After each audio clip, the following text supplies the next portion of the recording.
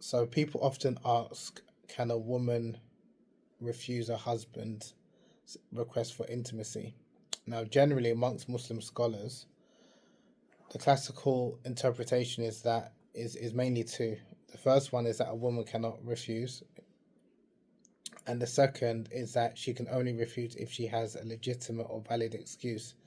Now, a number of scholars, when they speak about what is this legitimate or valid excuse, they usually will say, um, if, for example, she's menstruating, if she is fasting, if she's has the ihram during Hajj, so she's got a legitimate excuse according to the Sharia, or if she's sick, physically sick, or if the act of intercourse is actually going to do her harm.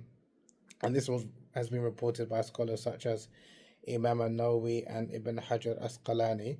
But you do have contemporary scholars who have argued that women have the right to refuse their husband in the bedroom, and husbands shouldn't force themselves on their wives. And that's the opinion that I follow, and that's what scholars of Al Azhar have said, and that's where I studied in Egypt. They recently, scholars from Al Azhar recently released a fatwa, a legal ruling, saying that a woman can refuse a husband if she feels that it's it's if she feels that it's going to be psychologically or physically detrimental to her health and her well-being. And again, it's really just for the woman to know that. And in those cases, those scholars say that she wouldn't be considered to fall under the hadith where the Prophet peace be upon him said that a woman who refuses her husband's call for intimacy will be cursed like by the angels, or God will be upset with her. So according to the, the scholars from Al Azhar who recently released a fatwa, a woman who refuses her right, refuses her husband, because again she's unwell, or she's doesn't feel like she's in the mood for, again, for a legitimate reason, then inshallah, God willing, that she wouldn't be cursed. And that's the opinion that I follow.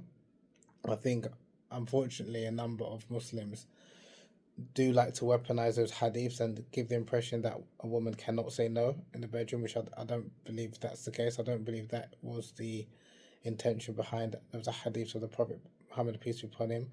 From the scholars that I studied with, the understanding was that the Prophet was cautioning women from weaponizing sex or using sex as a weapon against their husband, what is known as alienation of affection. But if a woman has a genuine reason, or she's not well, she's then she can force. She can refuse her husband, and even if she does refuse her husband, I think we have to be very clear that under no circumstances should a man force himself on his wife. That's categorically haram. I know there have been some scholars, unfortunately, in the past, like some scholars from the Hanafi madhab, great scholars who have said that a man can force himself on his wife if she refuses, but I don't agree with that opinion at all. Although they are respected scholars that I do respect, like um, Imam Ibn Abidin and the author of Al Hidayah, because again, I know that's quite, those books have been translated or they're quite popular amongst Hanafi Muslims within the Desi community, and that's why a number of Muslims believe that a woman cannot refuse a husband under any circumstance. But I think if you look at the Sunnah, the life of the Prophet, peace be upon him, we know that his wife Sophia refused him intimacy. We know that the woman of Juwayniya, the woman he newly married, also refused intimacy when he tried to initiate intimacy. And when he saw that she wasn't interested and maybe she didn't want to stay married to him, he let her return back to her family, and he even gave her a gift. So if you look at, again, the if you look at the life of the Prophet, peace be upon him, I cannot believe this is a man who Allah described as a mercy. He was sent as a mercy to the world. A man who was described as he's the best of creation. He's the best role model for us. And the Prophet, peace be upon him, he said that he's the best of men to women, and we should follow his example. And we know that he never struck a woman, was abusive or violent to a woman. So I do not believe that he would permit men to force themselves on their wives. Although I know some scholars have said that it's permitted, but I don't agree with that at all. Because if you look at the books of fiqh, you can find all sorts of opinions. You can find an opinion that some scholars have said that a black man shouldn't marry an Arab woman.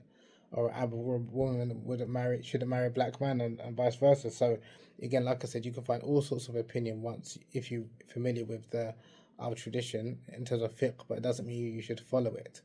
And the Prophet, peace be upon him, he did say, consult your soul, consult your heart, and righteousness is that which feels good within the heart and brings ease and calmness to the soul, whereas sin and wrongdoing is that which makes your heart perturbed or makes you feel some anxiousness.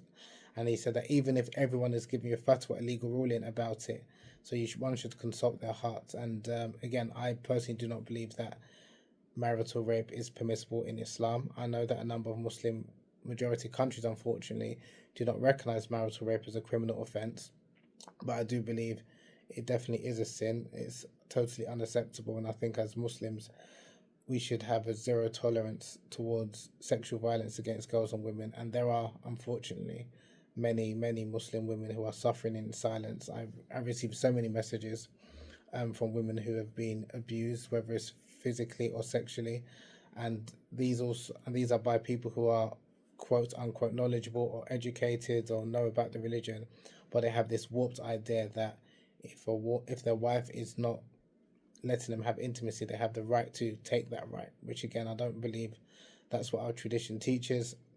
And again, from the scholars I've studied with, they've categorically said that a man force himself on his wife is completely haram. And again, if you look at the Quran, Allah says, وَعَاشِرُهُنَّ بِالْمَعْرُوفِ, live with your wives in that which is good and that which is kind, in accordance to the custom. So ma'ruf means something which is in accordance to the custom. So again, in our day and age, it's completely unacceptable for a man to force himself on his wife. And the Prophet, peace be upon him, he said in several occasions to treat your wives well, to be good to women. And he even warned men, telling men not to pounce on their wives like an animal or like a beast without, sending foreplay of sweet kisses and sweet words in terms of foreplay, in terms of making sure she's aroused and stimulated. So how can that teaching also endorse or permit a man to force himself on his wife? So that's my position. Marital rape is completely haram. It's unacceptable. It's un-Islamic, and as Muslims, we should adopt a zero tolerance towards sexual violence against girls and women. And Allah knows best. Assalamu alaikum.